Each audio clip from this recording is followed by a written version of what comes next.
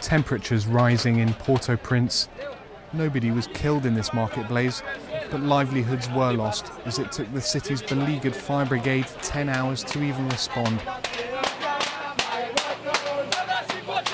The crowd is chanting, "We can't take any more." And it's the sentiment echoed across the Haitian capital. These are public school students complaining that their schools remain closed while private ones have opened again.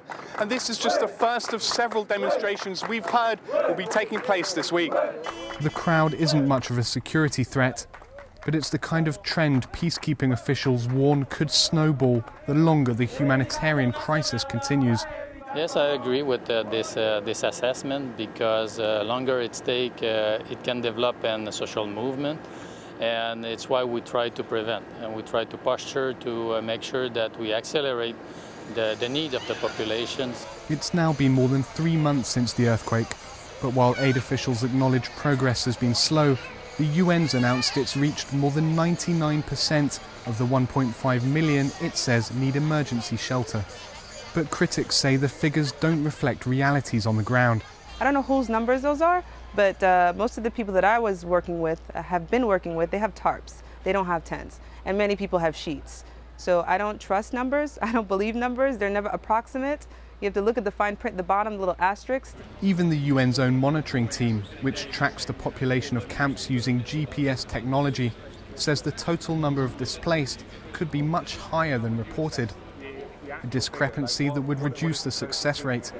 I think it's more close to 2 million than 1.3 million.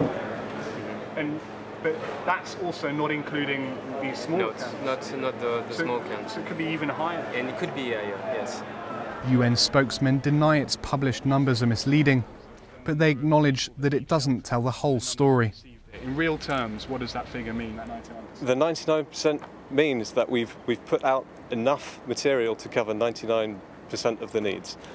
That does not mean that 99% of the needs have been met. I would emphasise that. We are aware that there are gaps. We're aware that there are people who still need shelter. Through the fog of crunched numbers, one thing is clear. Understanding that many Haitians are still in desperate need of help could be vital to making sure this crisis is finally brought under control. Sebastian Walker, Al Jazeera, in Port-au-Prince, Haiti.